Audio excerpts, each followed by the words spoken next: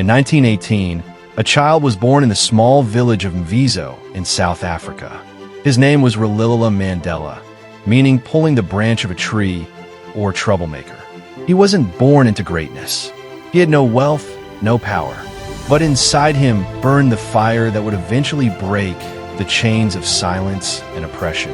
At that time, South Africa was divided into two worlds, one privileged and one oppressed, one that had everything and one that had nothing. But this small seed had already decided it would grow into a mighty tree. As Mandela grew, he made education his weapon. He studied law, not to just understand the system, but to fight against it. But what he discovered was a bitter truth. The law wasn't a shield that protected everyone equally. It was a sword that only hurt the oppressed.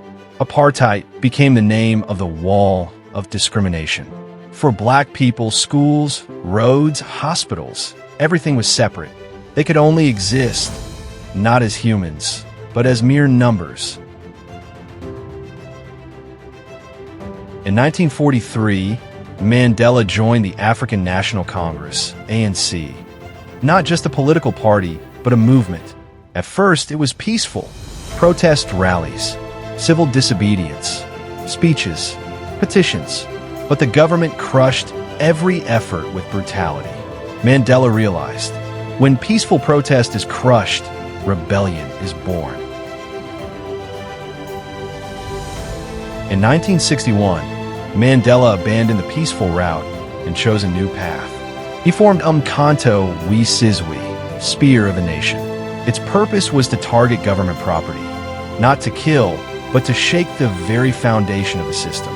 He was no longer just a lawyer. He had become the spark of revolution. In 1962, he was arrested. In 1964, he stood trial for treason. And in court, he gave the world a historic speech. I have cherished the ideal of a democratic and free society. It is an ideal for which I am prepared to die. The government sentenced him to life in prison, and Mandela was sent to the notorious Robben Island prison. Outside, the world was changing. Rebellions were spreading across South Africa. Global movements ignited. Rallies in London, protests in New York, demonstrations in India, Ghana, and Brazil. People were chanting the same name, Free Nelson Mandela.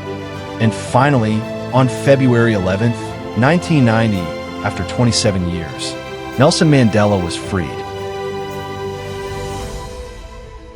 Outside, the world was changing. Rebellions were spreading across South Africa. Global movements ignited.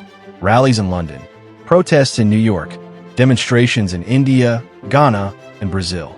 People were chanting the same name, Free Nelson Mandela. And finally, on February 11th, 1990, after 27 years, Nelson Mandela was freed.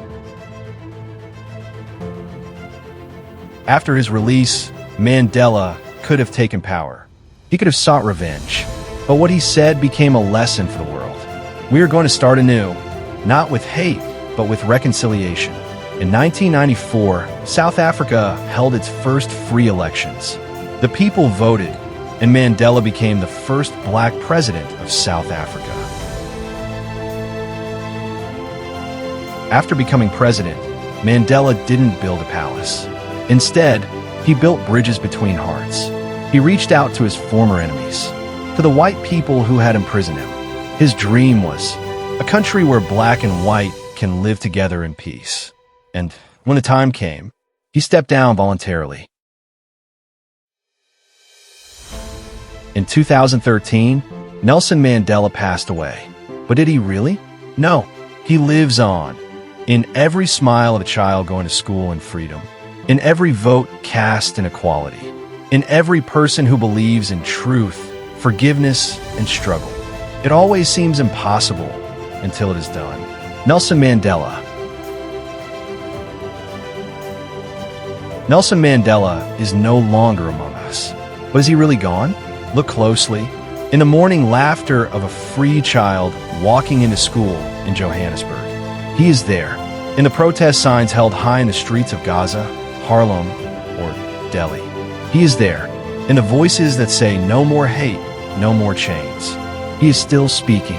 Mandela was never just a man. He was a movement, a spark that became a flame, that now burns in the hearts of millions.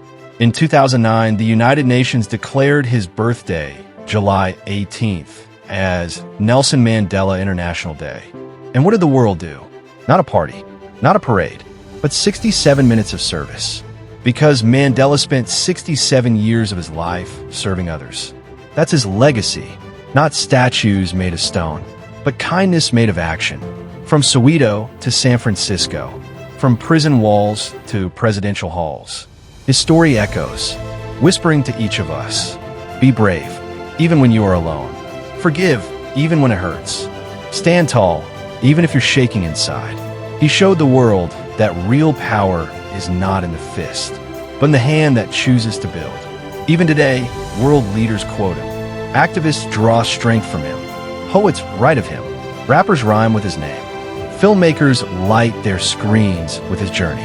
Because Madiba, yes, Madiba, is not just history. He is the heartbeat of every dreamer who refuses to give up. So when you feel you're too small to make a change, when the system feels too big and the world too cruel, remember the little boy from Mvezo who had no shoes, no title, no army, just courage. And with that, he shook an empire. Nelson Mandela lives. In you, in me, in every soul that dares to hope, to forgive, to reappear. It always seems impossible until it is done. And because of him, now we know it can be done.